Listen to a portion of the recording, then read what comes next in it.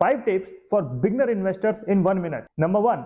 Start with a solid financial foundation. Establish an emergency fund and pay off high interest debts before diving into investment. Step number 2. Set clear investment goals. Determine your objectives, time horizon, and risk tolerance to align your investment strategy accordingly. Number 3. Diversify your portfolio. Spread your investment across different asset class and industries to minimize risk and optimize potential returns. Number 4.